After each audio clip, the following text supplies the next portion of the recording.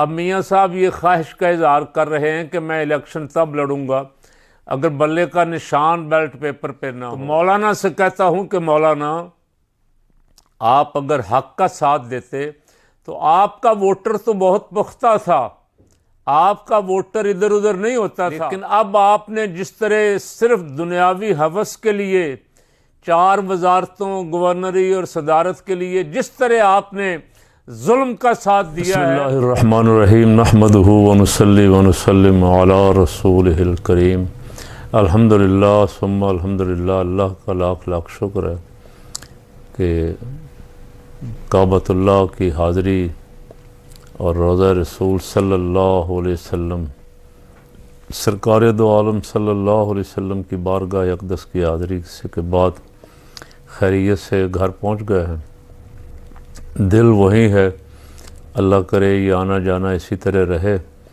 और जितने हज़रात वहाँ मिले यहाँ से जिन्होंने दुआओं की दरख्वास्त की, हमारे वीलॉग के कमेंट्स में बहुत सारे अफराद ने दुआओं की दरख्वास्तें की, उन सब के लिए अल्लाह रब्बुल आलमीन के हजूर दुआएं की।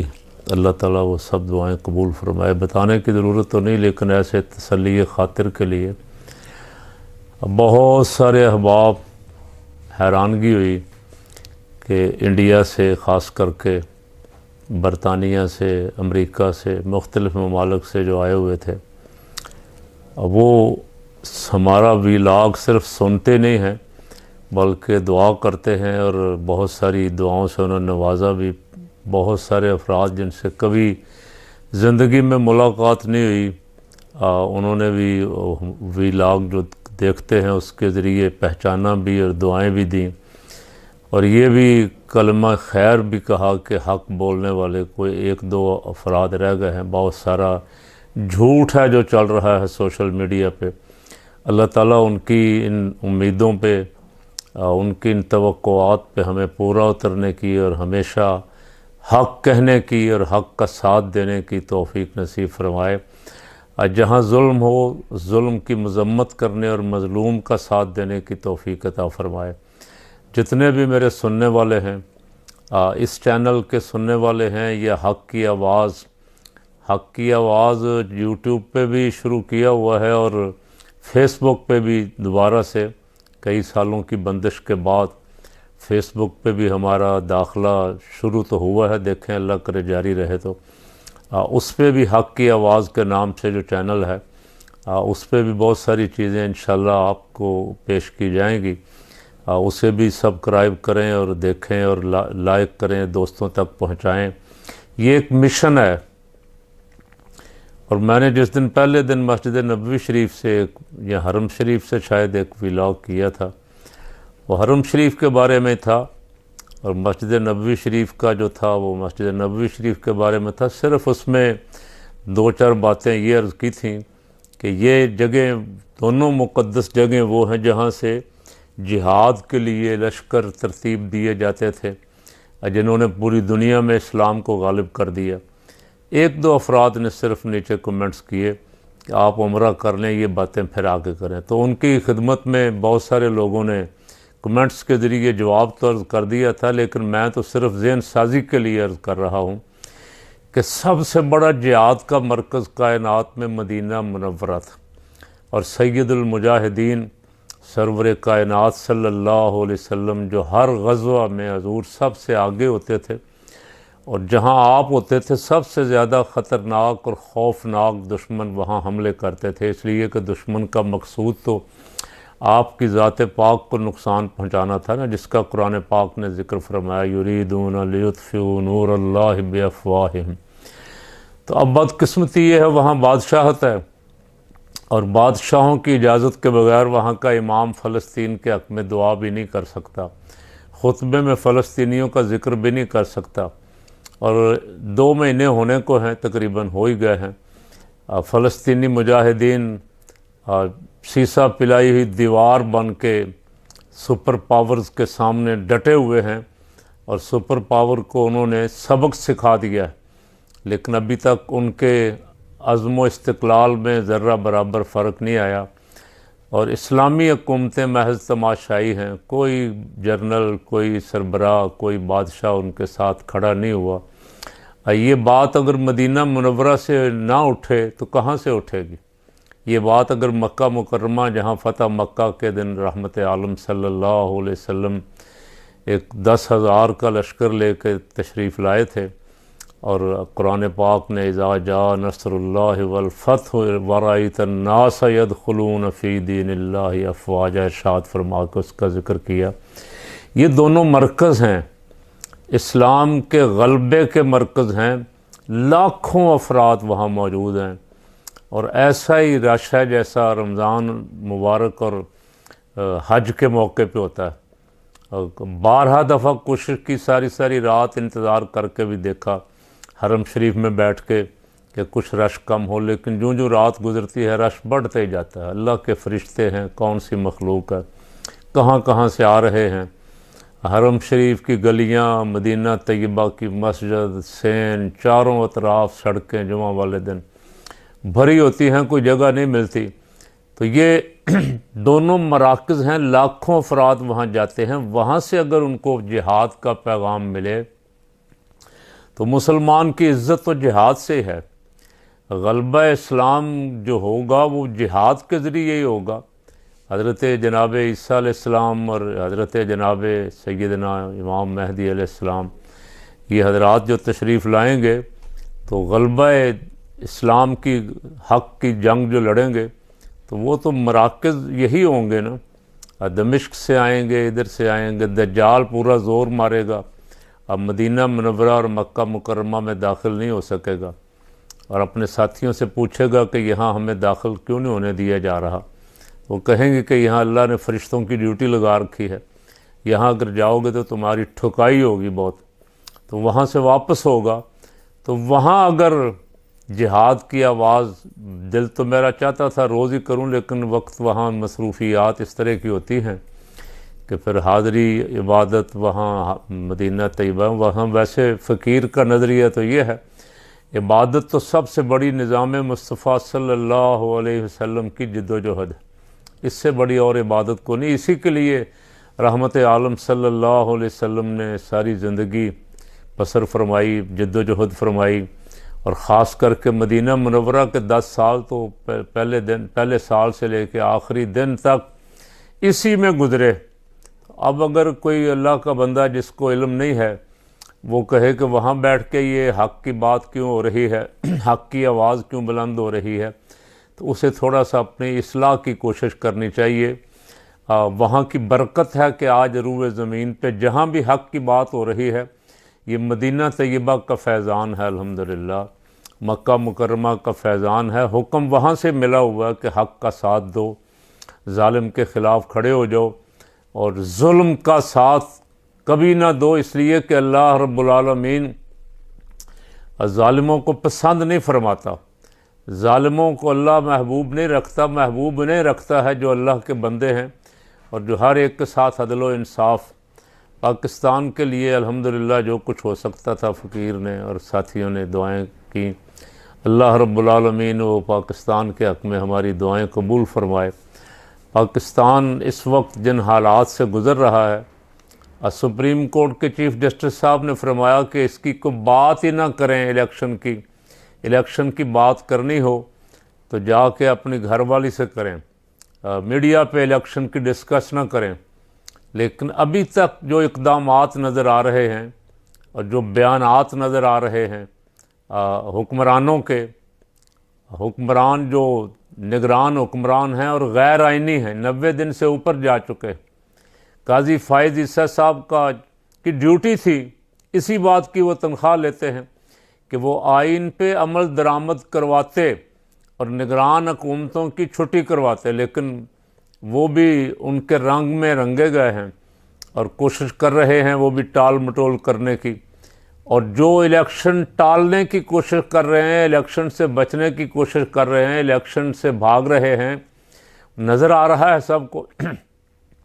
सबसे ज़्यादा इलेक्शन से खौफज़दा मौलाना फजलुर रहमान नज़र आते और उसकी वजह, अब मौलाना की समझ में उसकी वजह आ जानी चाहिए थी कि मौलाना ने जुल्म का साथ दिया। मौलाना ने 16 महीने एक नाजायज़ हुकूमत का साथ दिया और मौलाना सौदेबाजी करके, जिनके ख़िलाफ़ वो तकरीरों में खड़े होकर बड़ा कुछ कहते थे, उनके साथ सौदेबाजी करके एक हुकूमत गिराई और एक नाजायज़ हुकूमत बना के उसमें सदारत की उम्मीद लगा के बैठे रहे कि 16 महीने शायद मेरा सदर ममलकत बनने का ख्वाब पूरा हो जाए, लेकिन वो नहीं हो सका। बदकिस्मती है, अभी भी उनकी कोशिश ये है। अब वो मियाँ साहब से बार बार जाके जो मुलाकात करते हैं, ख्वाहिश उनकी यही है कि मियाँ साहब, चूँकि मियाँ साहब को लाया जा रहा है, मियाँ साहब इस निज़ाम के लाडले हैं, अदलिया के भी लाडले हैं। अदलिया उनको प्लेट में रख के इंसाफ फराहम कर रही है। सुबह शाम एक ही काम पाकिस्तान में नज़र आ रहा है कि पाकिस्तान में सेशन कोर्ट से लेके हाई कोर्ट और सुप्रीम कोर्ट सब इस फैमिली के लिए बने हैं ताकि इनको इंसाफ फराहम किया जाए और इनकी मर्ज़ी का किया जाए। जो ये चाहते हैं ऐसा ही इंसाफ इनको दिया जाए। मियाँ साहब के मुकदमात फारग हो रहे हैं। मियाँ साहब जेल से गए थे 50 रुपए के स्टाम्प पे इजाज़त लेके। मियाँ साहब को वापस सीधा जेल आना चाहिए था, लेकिन मियाँ साहब मामला तय करके आए थे कि मैं जेल नहीं जाऊंगा। चलें, वो भी पूरी हो गई। अब मियाँ साहब ये ख्वाहिश का इज़हार कर रहे हैं कि मैं इलेक्शन तब लड़ूंगा अगर बल्ले का निशान बैलेट पेपर पे ना हो। कोशिश तो पूरी कर रहा है इलेक्शन कमीशन, पहले ही टाउट का किरदार अदा कर रहा है। पीडीएम जिस तरह चाहती थी वो उसी तरह करता था। अब थोड़ा सा ज़ाहिरन फ़र्क नज़र आ रहा है कि शायद पीपल पार्टी और नून लीग की राहें जुदा हैं। ये सब नूरा कुश्ती है, अंदर से एक ही है।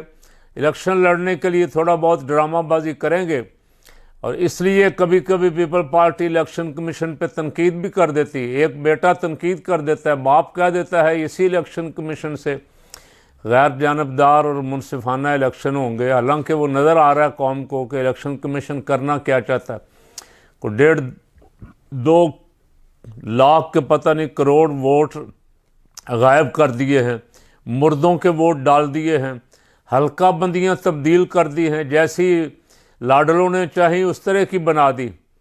लेकिन लाडलों की ख्वाहिश ये है, उन लाडलों में मौलाना भी शामिल है, इसलिए कि मौलाना का गवर्नर अभी बैठा हुआ है, इधर नून लीग का गवर्नर बैठा हुआ है और निगरान हुकूमतें सूबा खैबर पख्तूनख्वा और पंजाब की तो मुद्दत से बहुत ऊपर चली गई, आइनी मुद्दत से।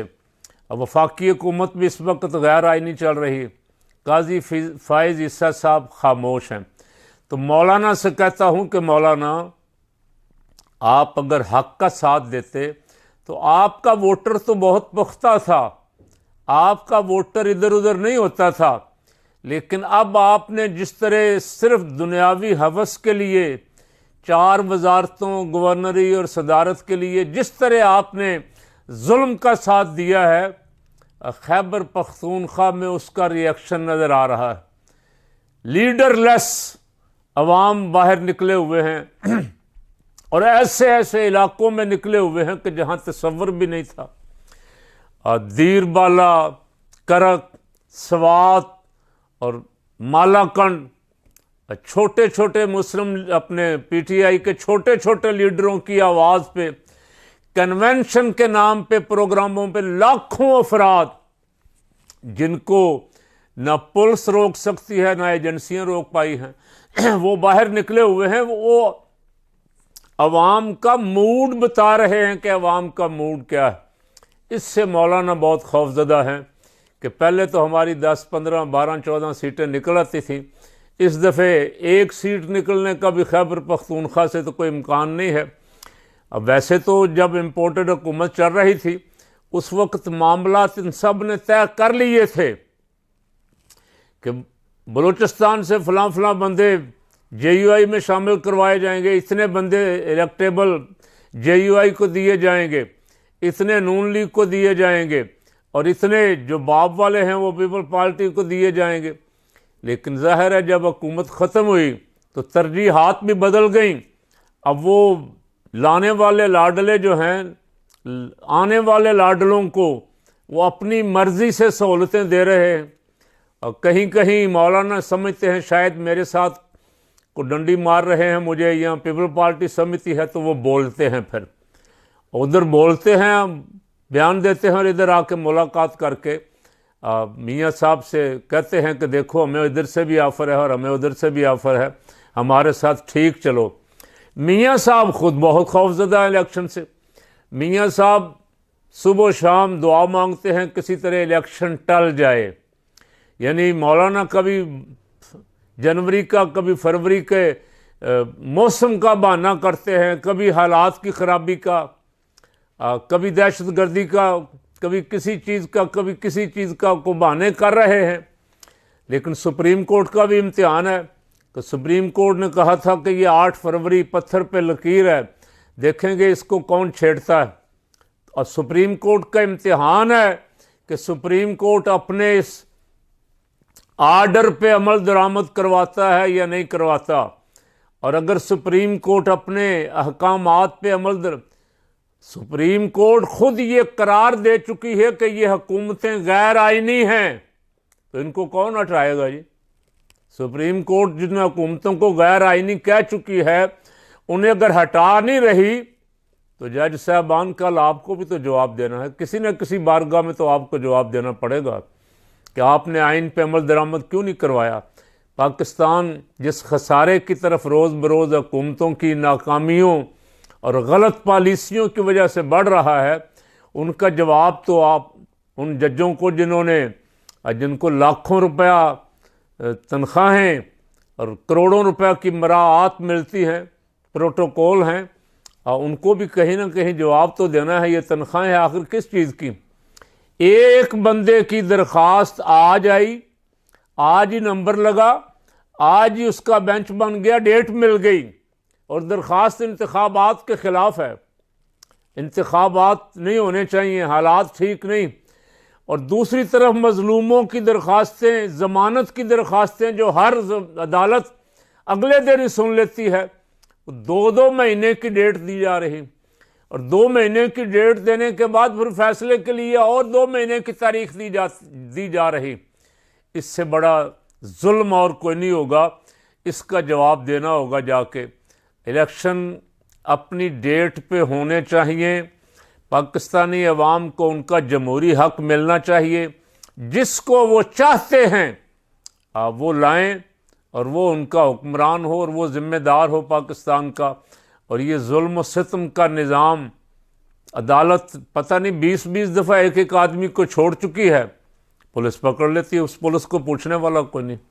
इससे ज़्यादा लाकानूनी तो पाकिस्तान में आज तक हमारी उम्रें अब 60-60 साल हो गई, हमने इससे ज़्यादा लाकानूनीयत तो कभी नहीं देखी थी कि अदालत छोड़े, हाई कोर्ट छोड़े और पुलिस पकड़ ले। एक सूबे की पुलिस छोड़े, दूसरे सूबे की पुलिस पकड़ ले।